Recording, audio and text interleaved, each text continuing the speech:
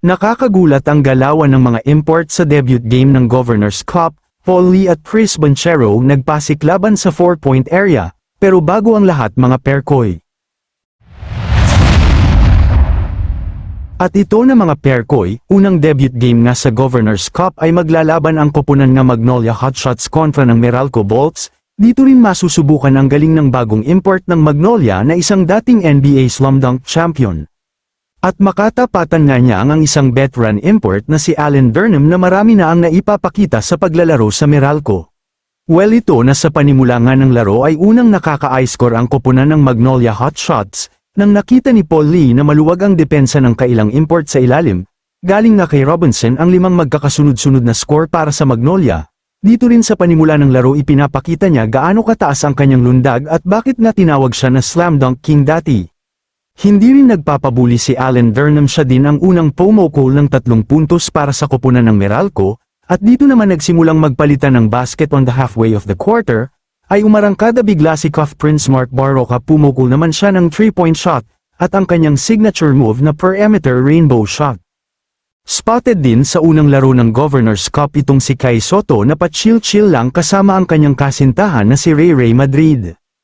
Pero bago magtapos ang first quarter ay nakapag-shoot pa ng 3-point shot itong si Alvin Pasaul, kaya naman nagpabaon pa ng 4 na kalamangan ang koponan ng Meralco bounty second quarter sa score na 16-12 lamang ang Bolts. Pagpasok naman ng second quarter ay dito naman ipinasok na koponan ng Meralco ang kanilang bagong player na si CJ Cancino na sinubukan kaagad pumakawala ng 4 points ngunit hindi lang naipasok, siguro kabado pa ang kanyang dibdib sa unang tira niya. Pagkabalik naman ng bola sa koponan na Magnolia, sinubukang umarangkada naman agad si Robinson sa kanyang tough play na ginawa. Nang tumuntong nga sa 10 minutes ay dito na nga pinakawalan ang unang 4-point score ni Chris Bonchero sa mundo ng liga. Hiyawan nga ang mga fans, pero ang Mags naman ay hindi nagpapatinag sa katauhan ni Jarek Ahamnisi na tumira ng threes, kung kaya dikdikan pa rin ang laban. Isang veteran moves naman ang ipinakita ni Ian Sanggalang kay Bates. Pinalipad lang naman niya sa ere matapos ang fake shot, kaya nakapgapaabit pa si Ian ng foul. Kumanada din ng back-to-back points ang kanilang point guard na si Paul Lee, kaya naitaas naman sa 8 puntos ang kalamangan. Pero itong si Quinto naman sa koponan ng Bolts sinubukang basagin ang momentum ng Mags, tumira nga siya ng 3-point shot. Patapos nga ang quarter ay bahagya naman nakukuha ng Magnolia ang momentum sa high fly shot ni Robinson.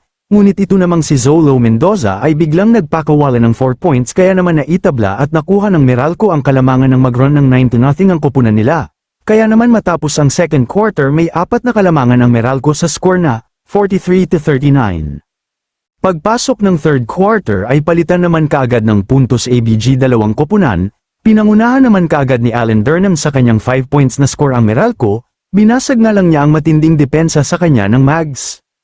Sa kabila naman, Glenn Robinson ay patuloy din ang pananalasa ng opensa at naghatid ng malaking pakinabang sa Mags. Sa halfway mark nga ng third quarter, ay agad-agad nag-takeover si Ian Sanggalang, pinasayaw nga niya ang kanyang bantay sa ilalim. Dito makikita na mahirap peren bantayan ang isang Ian. Pero matapos nga ang play na yun, ay bigla naman umarangkada ulit ang import ng Meralco na sobrang nahahayok na nga sa laro.